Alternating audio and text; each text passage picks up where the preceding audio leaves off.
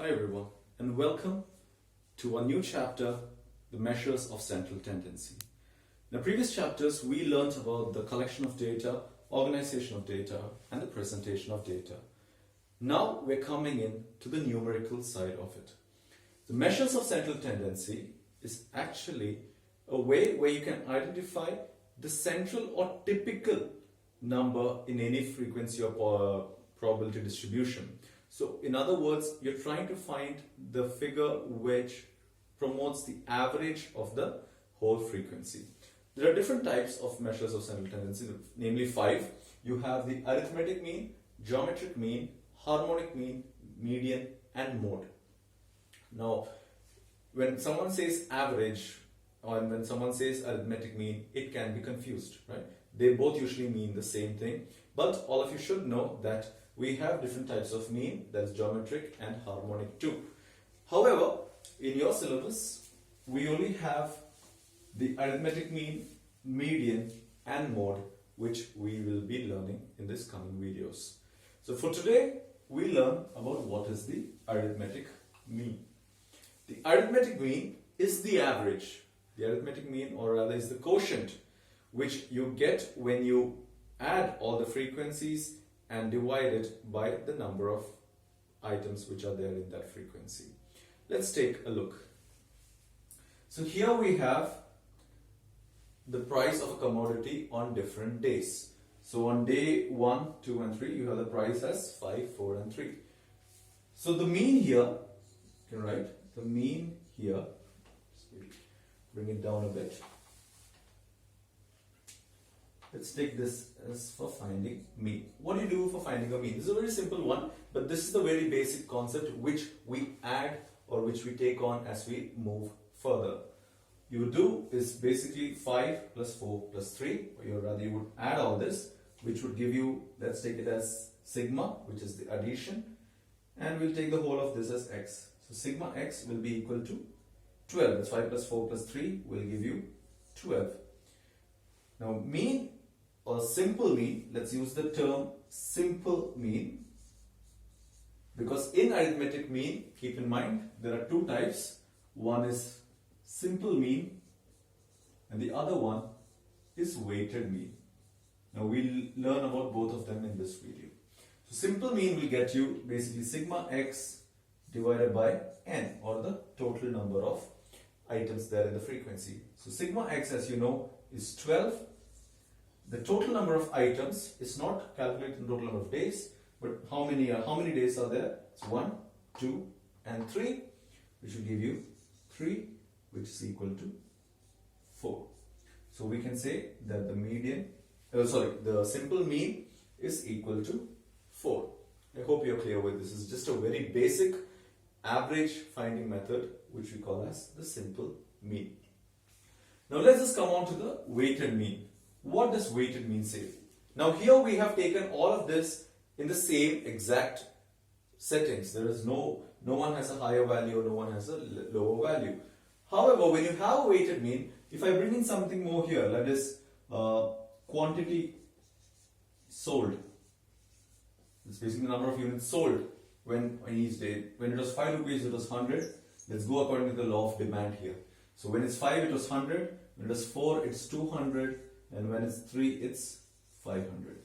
Let's say this is the amount of quantity or units sold on each day when the prices were the ones which were given to you here. Now here you can see when the price was at 5 rupees, only 100 units were sold. When the price reduced by 1 rupee, the number of units sold increased by 100. So it came to 200. When the price was further reduced to 3, the quantity sold increased to 500.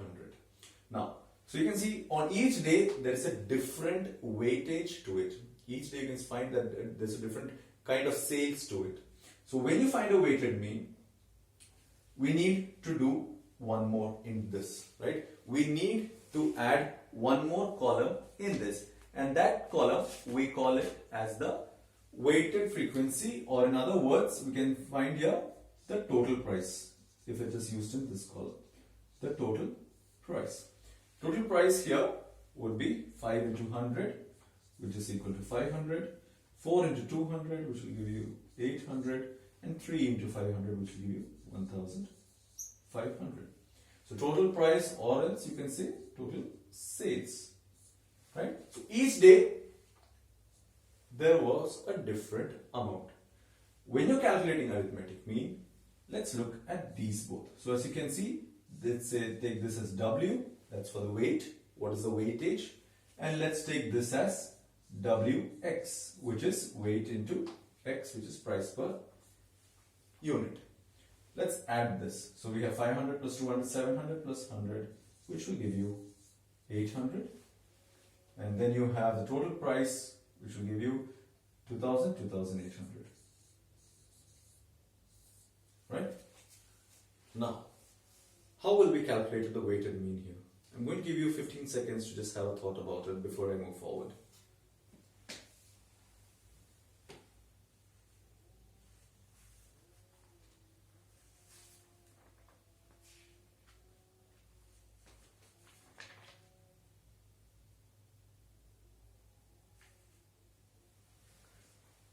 Okay, hope you got it.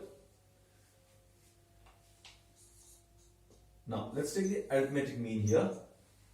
The arithmetic mean will be equal to sigma Wx divided by sigma, sorry, not x, but sigma W.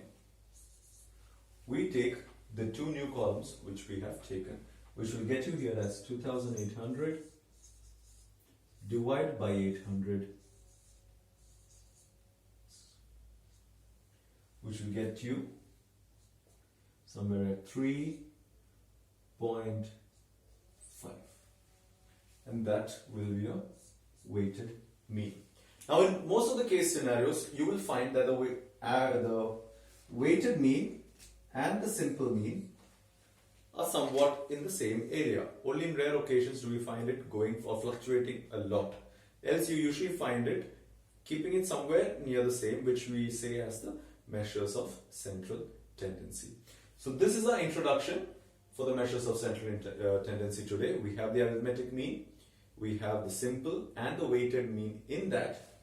As you can see here, for a simple mean, it's just the basic average calculation where you add the frequency which is given to you, so it's sigma x, and then we take the total number of frequency, which is 3 here, and you got the mean as 4. For weighted, we say that each day there's a different weightage for each one. It's not that they all sold the same number of units each day. So it's a different weightage. We calculate the total sales for each day given on the number of units sold, and it's just the total sales, or we take that as Wx. So sigma Wx divided by the total quantity sold will get you the weighted mean, which is 3.5. So I hope you're clear with this. This is a very basic concept which you should be absolutely clear before we move forward. Keep in mind, this is the discrete series. What we have done here is basically the discrete series. When we move forward to the next video with grouped data, the calculations will change. So keep this in mind because it's one of the most easiest part of the chapter. If there are any doubts, however, get back to me.